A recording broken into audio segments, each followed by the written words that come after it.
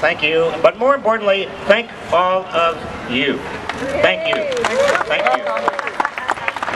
That's right. Give yourself a big pat on the back.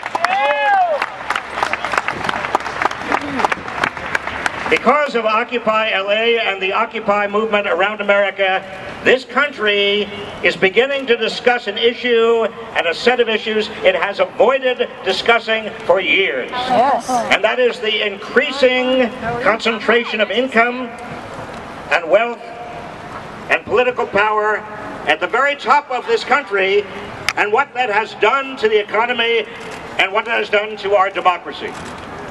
But it's more than just a discussion, because I can tell you, after having spent years in Washington, that nothing good happens in Washington unless good people outside Washington are mobilized and energized and organized to make sure it happens.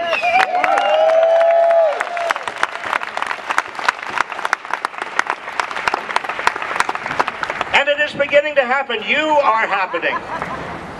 And that gives permission to millions of other people to not only have the discussion, but also to get mobilized and organized and energized around the same issues. You see, when 25 million Americans are looking for full-time work, when 14 million Americans are out of work altogether, when millions of other Americans are too discouraged even to look for work, and when even people who have work are watching their wages drop, a lot of people say to themselves, it's my fault.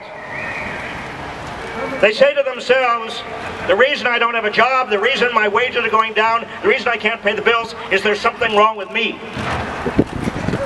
They don't know that exactly the same problems affect millions of other peoples, that it's not something wrong with them, it's something wrong with the system itself.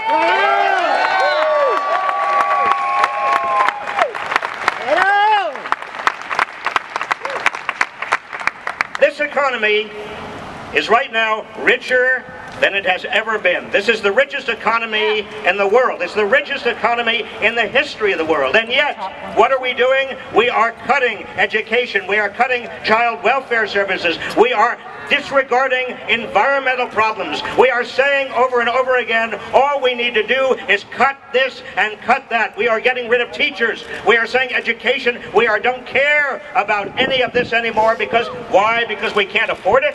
No. Well, let me make sure you understand. We can afford it. We can afford a war. We can afford it. We, the people, can afford it. This economy right now is twice as large as it was in 1980.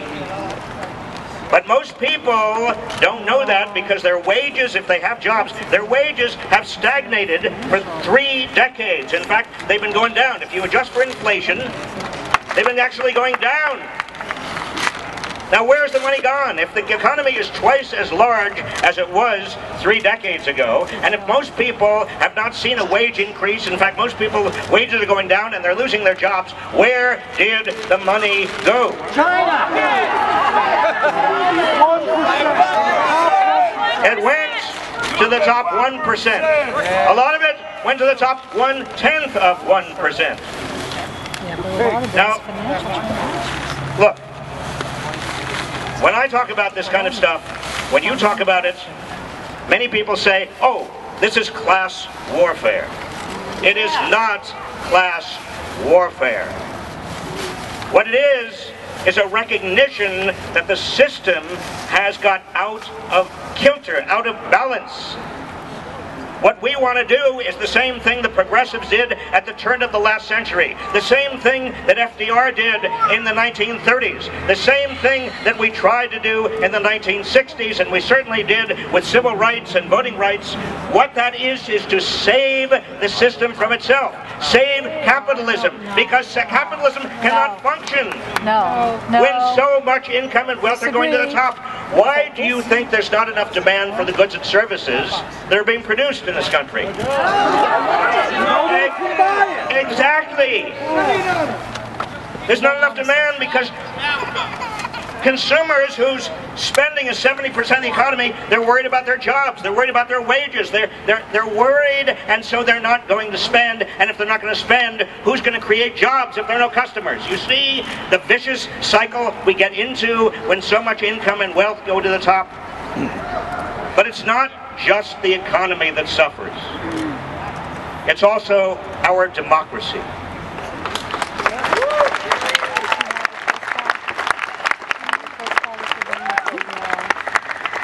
Because when you have an economy in which, and let me just give you some facts, and you probably know these facts already, but we've all got to make sure we have the facts together because they are truth, and we've got to speak the truth over and over again.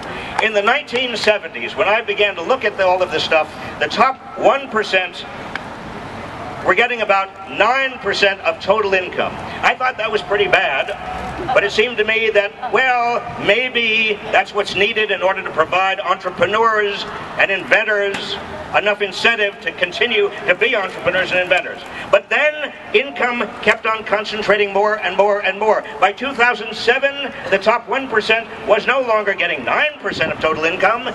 By 2007, the top 1% was getting 23.5% of total income. And then you know what happened in 2008. What happened?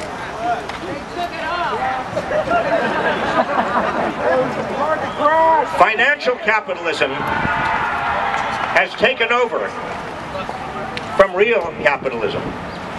Financial capitalism is taking over from products and services, from people that actually produce goods and services. And that has distorted our entire system.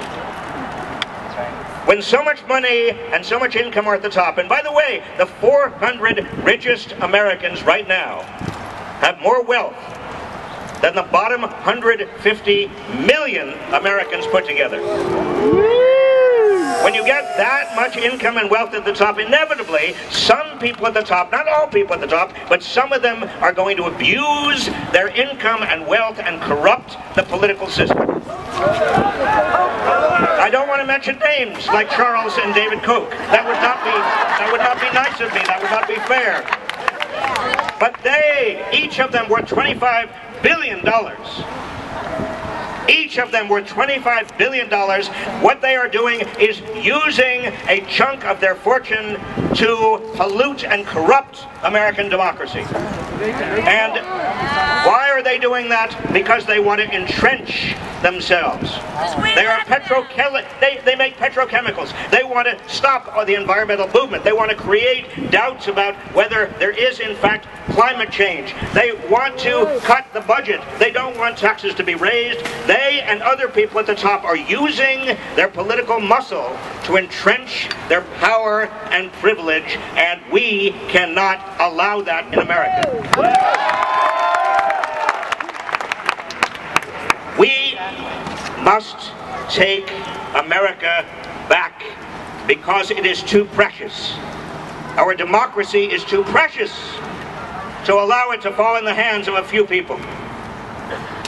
Now I know some people say, oh, this Occupy movement, there are no demands. They haven't got their act together. They're not a political movement yet. But let me assure you, many of you have been, as I have been, involved in years past with the civil rights movement, the anti-Vietnam movement, many other movements in this country that at their beginning, in their first months or even in their first years, we weren't sure about exactly what the demands were going to be, but we are motivated by a moral vision. A moral vision.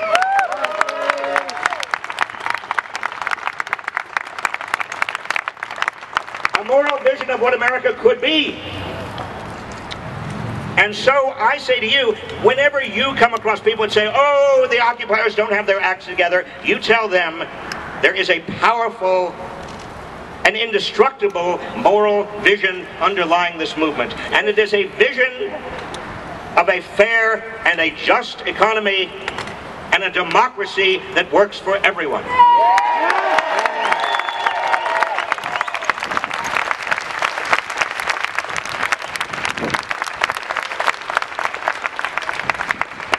And finally, let me just say, it's not going to be easy. Nothing worth doing in terms of social change in this country is easy. It's going to take time. It's going to take patience. I know many of you who have been involved. You've talked to me about sometimes you feel a little frustrated. Sometimes you feel it's just a huge amount of work. You don't get very much credit for it.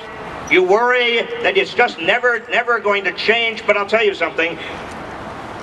There is nothing more powerful than people mobilized and organized and energized to make America stronger and better and truer to its core principles. And that's what you are doing. What about the criminals? This movement will not end. This movement cannot end. This movement will continue, and nobody, nothing will be able to stop it once it has started.